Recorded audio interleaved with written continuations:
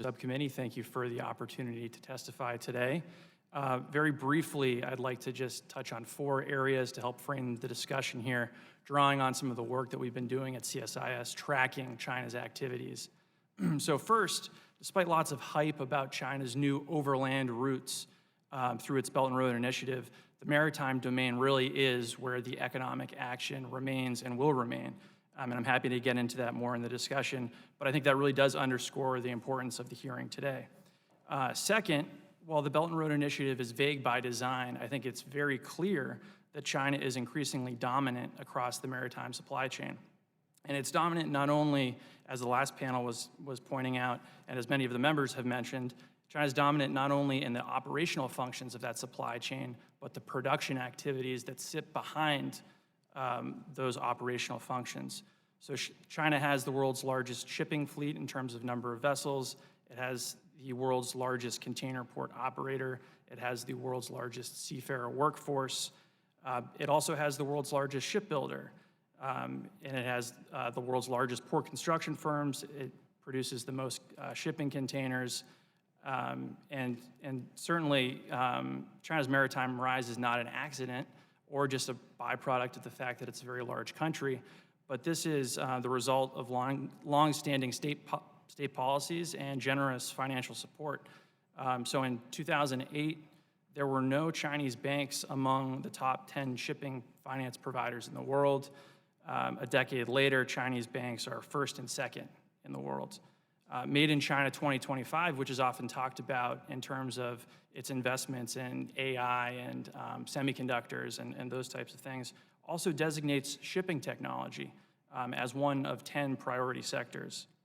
So again, this is not at all an accident. Third, as many of the panelists mentioned before, China's maritime rise has broad implications for U.S. economic and strategic interests. And I think the U.S.-China trade war has illustrated some of these risks that the U.S. has. Mr. Lowenthal had mentioned, when the Trump administration proposed tariffs on shipping cranes, ship-to-shore cranes, ports in Baltimore, Virginia, and elsewhere asked for exemptions. And that's because U.S. companies haven't made these cranes for decades. And that all works in an environment in which the U.S. and China are partners and cooperating, but when we're shifting to a climate of increased competition, some of those risks emerge. And it's notable that a single Chinese company has 70% of the global market for those ship-to-shore cranes. And so something like ship-to-shore cranes can sound somewhat obscure in the context of a national security discussion, but I think it's not difficult to imagine how some of those maritime capabilities would benefit China in the event of a conflict. Surely China's massive shipbuilding industry also provides a latent capacity that could be harnessed to support military operations. Its network of ports, which includes lots of activities near major choke points, could provide flexibility to disrupt trade as well as adapt to disruptions. But I do think that the main challenges today exist in this space between war and peace, often referred to as the gray zone. And so China's maritime activities are enhancing its intelligence capabilities.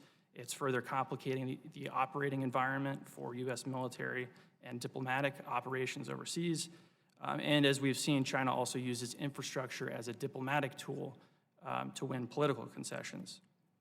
And of course, I should also mention, there are plenty of Chinese maritime activities that are beneficial to the U.S., and this is part of the challenge. Surely the world needs more infrastructure, as long as that infrastructure is delivered properly and at the right standards. And the United States stands to benefit in terms of lower trade costs and growing foreign markets. There are certainly reasons to be concerned about whether China is meeting those standards through its Belt and Road Initiative. Finally, Congress does have a very important role to play in, I think, encouraging and shaping a more strategic response to these developments. At the very least, China's Belt and Road Initiative should be a wake-up call, both for U.S. policies at home and abroad. At home, certainly, it makes sense to think about building stronger and more resilient U.S. capabilities, which will require investing in U.S. infrastructure, investing in vessels to fill gaps in the U.S. fleet, supporting research for advanced maritime technology, and also training the next generation of U.S. mariners. And abroad, I think it's very important that the U.S. does more than criticize the Belt and Road. It needs to put forward its own positive economic vision and I'd be happy to talk about that more as well. Thank you. Thank the gentleman. Mr. Becker.